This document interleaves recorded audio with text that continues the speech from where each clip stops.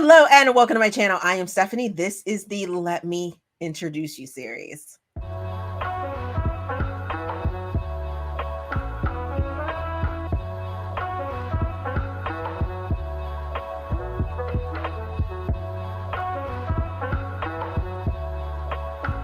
The Let Me Introduce You series is a series where I talk to authors, publishing houses, publishing reps, things like that. People that I think you guys should get to know a little bit better, to know about the projects and things like that they have going on. At this time, let me introduce you to Darie McCoy. Darie, please introduce yourself to us. Hello, Darie McCoy, romance writer, author of contemporary, paranormal, interracial romance with some romantic suspense. There's always a little suspense involved. So Awesome. So when did you realize that you wanted to be a writer? I don't know. Honestly, I have been an avid reader, like to the point where I don't remember learning to read. That's how long ago I've been reading. I was like from toddler age. That's according to my mother, from toddler age, and I was also writing little stories. Like that would be my gift, since I didn't have any money. I would write a little story for someone and give it to my mom or give it to my uncle as a gift, because no money, child.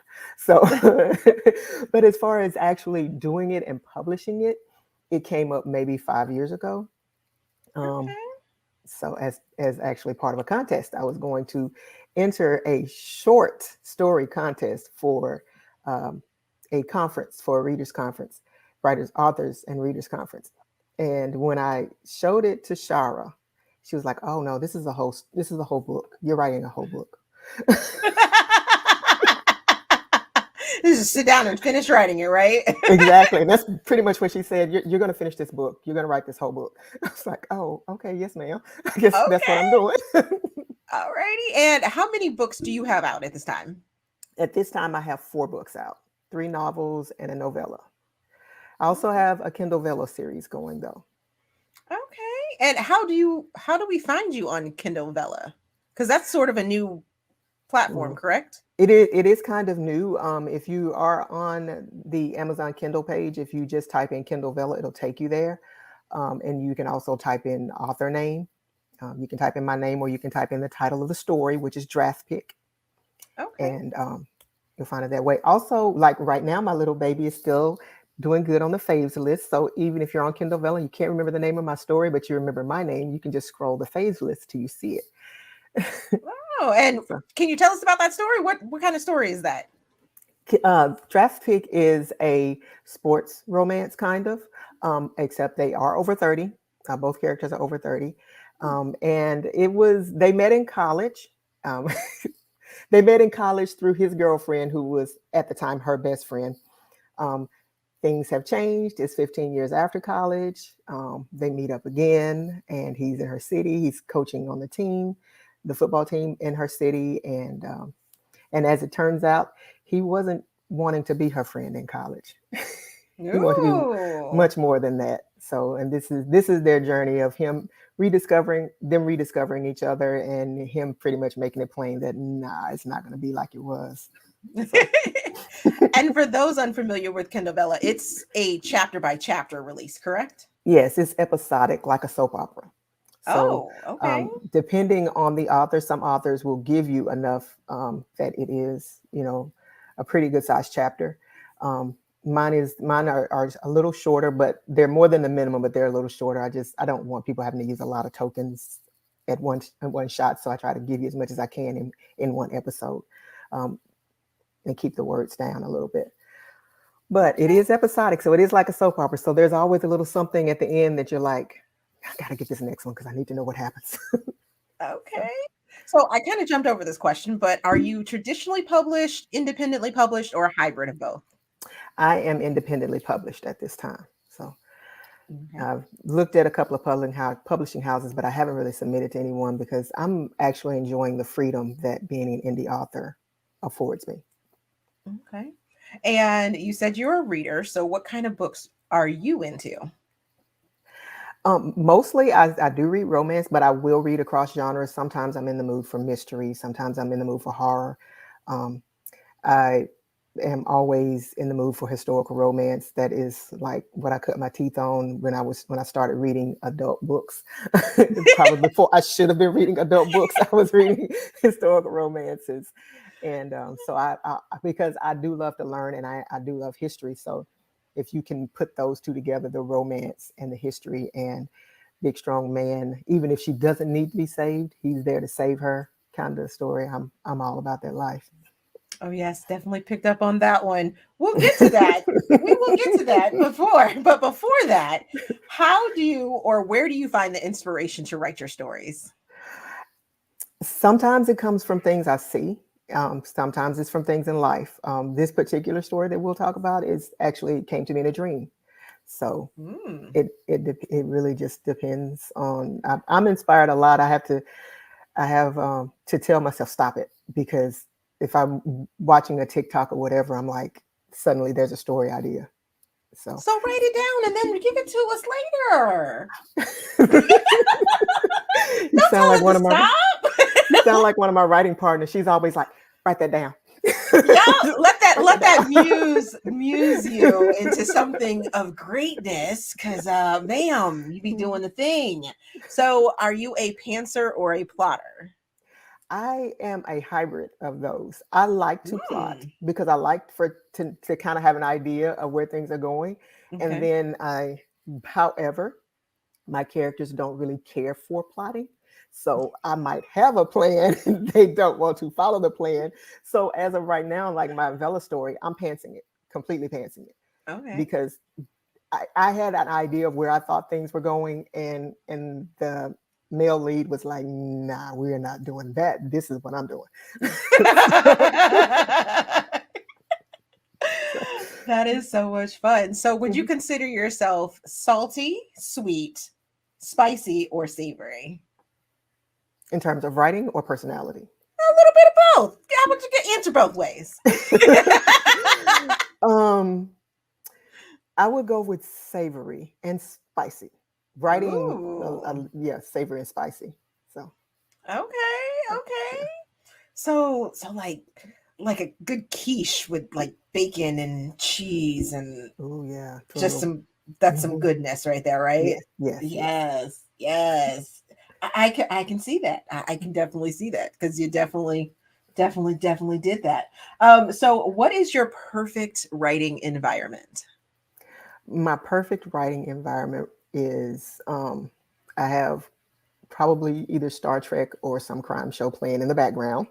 And I'm Okay. in my chair with my feet up, my blanket across my legs, and my laptop on my little laptop tray on my lap, and I'm just writing. So Nice. So yeah. are you a full-time writer or a part-time writer? At this time, I'm writing full time. This is what I do all day, every day. Okay. Get up in the Nice. morning, get dressed, start writing. Okay. Do you have an office? Do you have to have like the lights down, anything like that? Nope, nope. Just a nice position in my chair that or my couch, and it's just as long as I have my feet up and my laptop, I'm good to go. Okay. So what type of music do you listen to? Um, I listen to a lot of old school R&B, Okay. but I also in the old school rap as well. I'm not. I listen. There are some new rap artists that I can listen to. I'm dating myself now, but it, We're if not giving any names, so you're not really dating I'm not giving yourself. it, but if most of the song is just a hook, I'm not that interested. If it can be used as a TikTok, you're probably not listening to it, right? But yeah, mainly old school R&B still gets me. So if someone has that old school feel, like now, like Beyonce still has in some a lot of her things, she still kind of has an old school feel to what she's doing. Hmm. So I'll listen to her, Rihanna, um, but mainly old school R&B. If you were to go through my playlist, my Amazon playlist, it would be a mix of old school R&B, rock, rap, and pop music.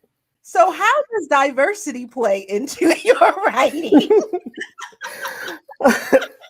Okay, so diversity in writing. Well, what I hope to bring to my writing is what is kind of been a part of my life, which is people from different walks of life, um, and different ethnicities, because I love learning about new cultures. So if I'm in a position to learn about new cultures, if I can do it, and if I can ask questions in a way that's not offensive, I'm going to ask, hey, what does that mean? Why? What is, because in college, there was like an Indian girl that lived down the hall. She was born in India, immigrated to America, and we had a great little friendship. And there was also an Asian young lady that lived down the hall. Actually, one of my best friends is Asian, so we first generation Chinese and Chinese American. So I have diversity in my life, so I want to see diversity in my writing, and that's to bring that into my writing. So I love that. I love that because I have read uh individ why am I why I it's reading I'm reading reading's not comprehending right now. Involuntary, that's mhm. what I was trying to say, and Chosen have so much diversity included in them. How much research went into it versus, or not versus, but how much research went into both of those stories, because they're both filled with diversity. Some of it was me looking at, like, for Chosen, it was mainly like animal behavior kind of stuff that I was looking into for that, because like I said, I see that in my regular life. So interactions between people of different ethnicities and races and things like those are things I see in my regular life that have been a part of my regular life. So I didn't have to do as much. Even some of the things in Involuntary where he spoke about going to the events that were to teach Asian children who were being raised by non-Asian parents about their culture. Mhm. Actually, one of my coworkers, my former coworkers, adopted two little girls from China, and that was an event they participated in. And he would tell me about those things because since he was not Asian, they were taking their daughters to those things so they could learn and be connected to their heritage. And I thought that was awesome. So, Yes, I loved that part and the discussion that came around it. It wasn't like a, beat you over the head, this is what needs to be done. It was a very eye-opening look mhm, at what sort of needs to be done mhm. when you take on someone or something outside of you know, your born experience type thing. So I really appreciated that, and really enjoyed it. Now, do you use sensitivity readers when you're writing so much diversity? I do have people that read for me. Some of my beta reads and I ask questions. I do not designate them sensitivity readers, but I do ask questions, especially if I know someone who has direct interaction with someone of a particular um, ethnic group or sexual orientation. If I'm not that familiar with it, I will ask questions to make sure that I'm striking the right note. I do not want to be offensive or make it come off like a caricature of a person because I like to write full human beings. So, I enjoyed your trans character in Involuntary as well. I was just like, I mean, I when you put, because it this kind of goes into the next question of trigger warnings. You put this in your trigger warning of mhm, transphobia, and I was like, in some ways, I was looking for it to mhm, to see what it was all about, mhm, and the way that you wrote it, mhm. it didn't come off as transphobia, in a way that saying that you were being transphobic. It was being that the discussion of transphobia was there. Yes. And I enjoyed that, I guess you could say, or I appreciated Mhm. the smoothness of your technique in doing that. So kudos to you. Thank you. Thank you. You're That welcome. was that was one of the areas that I was very concerned about because I love that character and I wanted to do her justice. And also because it is a struggle. Her situation is a struggle because trans people are really fighting hard for just to be accepted as the person that they are. This Hmm. is who I am, and I'm not even asking you to love me. Just accept me the way that I am. So it's I wanted to make sure I was sensitive to that issue, but also like, hey, he's an And in asshole. right, and in some, I hadn't even figured out which character was the trans character Hmm. until that discussion had come up, and I was like, oh, okay. Yes. Because I mean, you've made the character as if it was a person that Mm-hmm. you would just be walking down the street, and didn't necessarily need to know their backstory, didn't need to know anything about it. Just the fact that they had that conversation was just like, oh, okay. Yeah. Good conversation. Eye opening. Yes, thank you very much. Yeah. And so we've already talked about trigger warnings, but Mhm. what are your thoughts? Let the people know what your thoughts are on them. On the trigger warnings, On trigger warnings in books. I I am not a huge fan of them, but mainly because there are very few things that trigger me. Um, so if I read it, it's yes, I have experienced trauma in my life. I'm not going to say that I haven't experienced trauma, but there are very few things that trigger me. But because honestly, it's probably it'll make me angry at the characters more than the author, and I'm not reliving things that happened in my life. When I read it. So I'm not a huge fan of it as a reader, but as an author, I know that there are people who do have, these issues, who may not be able to read books with violence in them.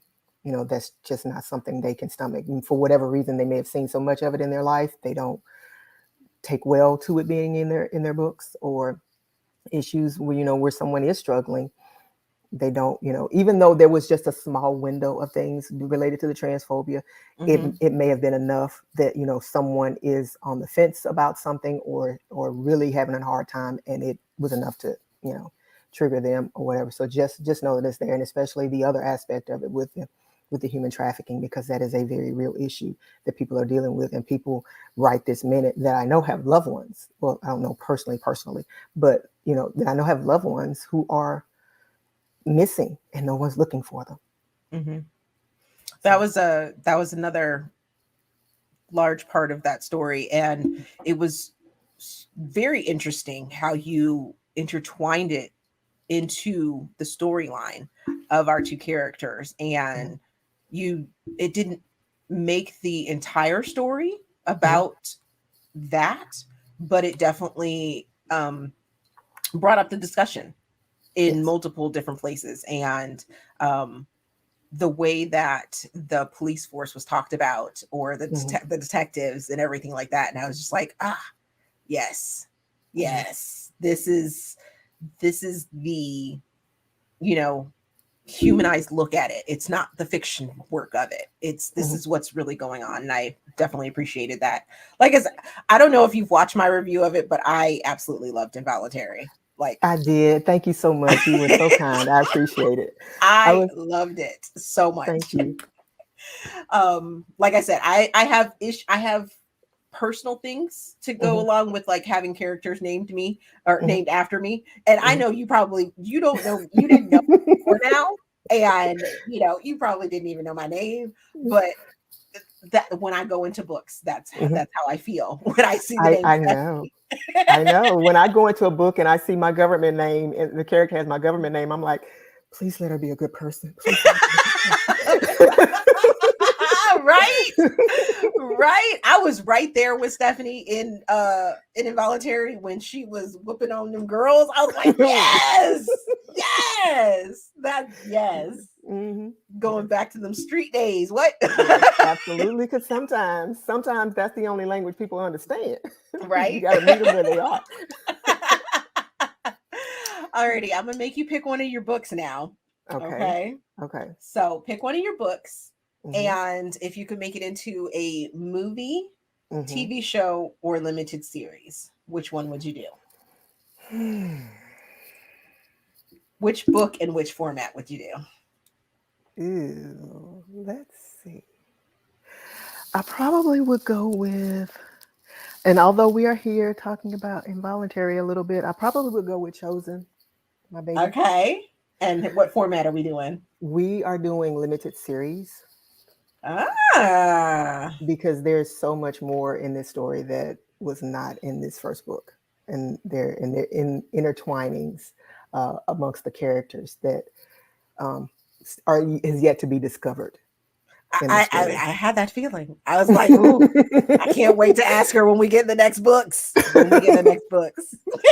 They're coming. That is actually the next book in CVP is my whip that I will be starting on Monday. I have to finish a couple of obligations, and when I do that, I'll start on that series on Monday. I'll start All writing that. right. Yes. So let's talk about it because I need to know. I loved all of the African folklore that you put in there.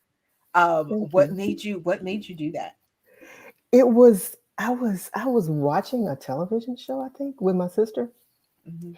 and I was thinking to myself, if what if you as a person had a gift that whatever it is you wanted to prosper, whatever it is, if you sincerely wanted it to prosper, it would happen. What would that look like? Mhm. And that was just a fleeting thing I had, and I just kind of and went on.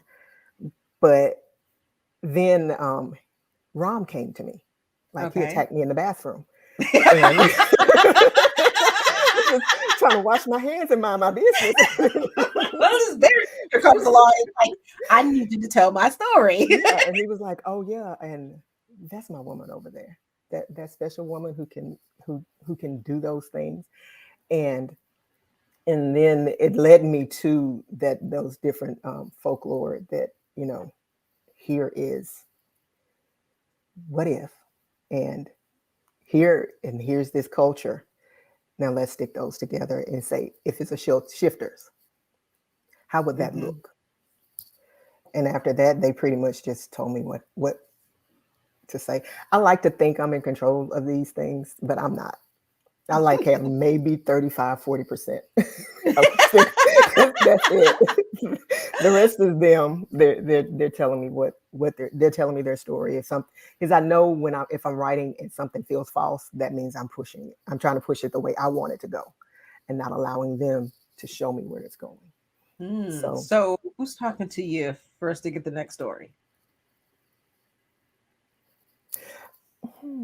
let's just so it's not to spoil it for those who haven't read. Mhm. Let's just say the epilogue was telling. Ooh. Ooh, I like it. I like it. I like it. Yeah, Okay. yeah. Okay. So do you fan cast your characters at all? I do a little bit. I did it especially for Chosen, but I also did it for Involuntary. Um, Okay. I had So who are we people fan that casting for our female MC in Chosen? in Chosen, that's actually just a model that I saw online. I really don't even know her real name. I wish I did. Really? Yes, I saw her and I was like, oh my gosh, that's Carlita. She probably Uh-huh. isn't as tall as Carlita in real life, but that's her with all those abundant curves and just, oh my goodness, just gorgeousness all over the place. So, Okay. Do we have a male? Who's Rom? yes, Rom is Roman Reigns. He was Okay. he was the visual inspiration for Rom. I think you mentioned that in there, don't you? I do mention it in the book. I also actually made a TikTok where I showed the characters that the fan casting. Well, I will have to look that up and have it linked down in the description box so we Yeah, can all go enjoy that. yeah. Because Because my yes, friend was like, "Are there any ugly people in the CVP?" I was like, no, never, never. They're all beautiful, "Everybody's fine. beautiful. What's wrong with you?" Because her brother is Exactly. gorgeous. Yes, yes. We love them all. Yes. Now, the one thing about CVP, about Hmm. Chosen, that I was just like, mm, Okay. mm, Okay. was Miss Vanessa. Hmm. Mm, Hmm. I know you're Miss not the only one that Vanessa. wanted to put some hands on her. I wanted to put some hands on Ooh, her myself. when Carlita stood up for the Mhm. first time, I was like, yes, I really did yes. wanted to get a chance to hit her a little more, but that's all she was able to do. Mom was I like, "Hey, you can't kill know. her." I was like, dang. That kick was good enough though for me, I think. Hold me off. I did want it. I did want more. I did want Yeah, more. Cause yeah. Miss Stephanie let in on them two Hmm. girls. And I was She like, did. ooh, we gonna Yeah. get we gonna Nobody there because Nikki was her backup, and Nikki is all about do it, do it. Now, are we gonna have follow-ups to involuntary? There are stories in the works. They're on my list for involuntary. There are, and actually, my next release is a character that was in Involuntary, but he was also in my first novel, For Real. That was his first introduction in my first novel, For Okay. Real, as well as the female lead. Now he appeared in Involuntary. She didn't, but he appeared in Mm. Involuntary. He was part of the crew that Okay. that was there to That help went and film. helped out. Hmm. Okay. Hmm. Okay. Okay. So, how long does it usually take you to write a story? Depending on the length, it could. If it's novella length, I could probably knock that out in a week or so, a couple of weeks. But Wow. the the longer novel lengths, it might take me a little while because, of course, I have to write it, but I also have to do more research because of the details.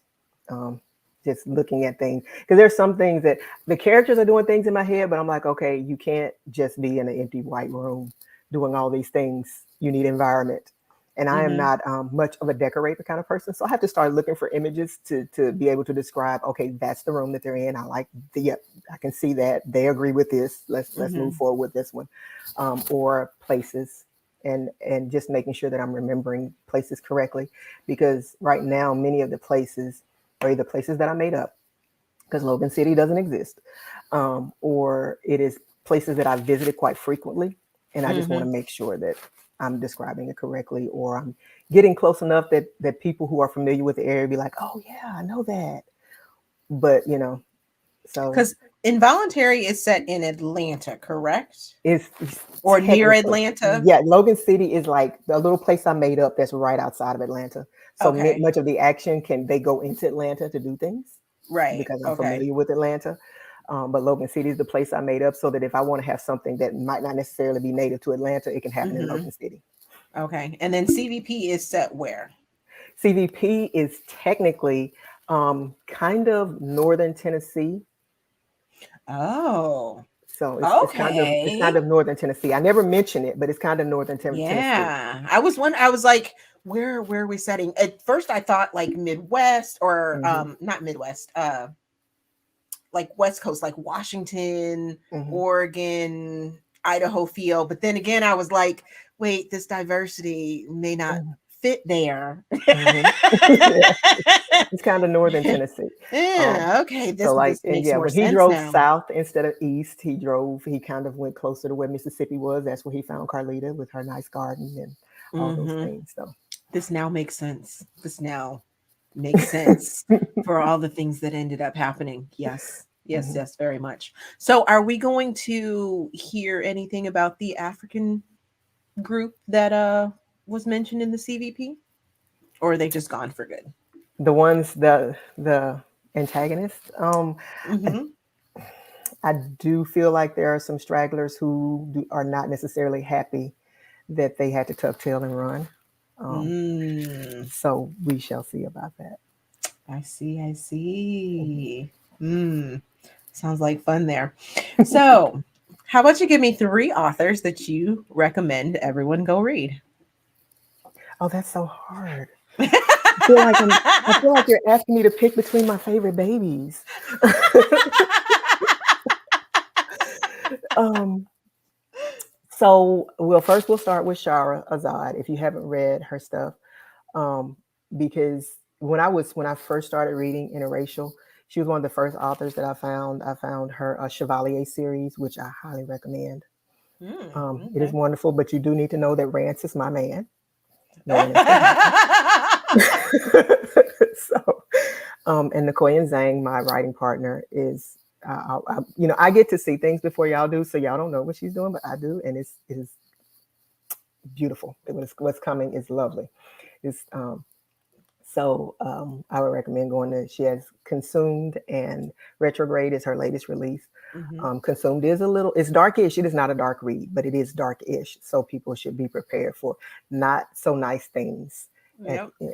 to occur between the characters in the beginning. So just gonna say that. And let's see now. Now I'm having a difficult time. I am.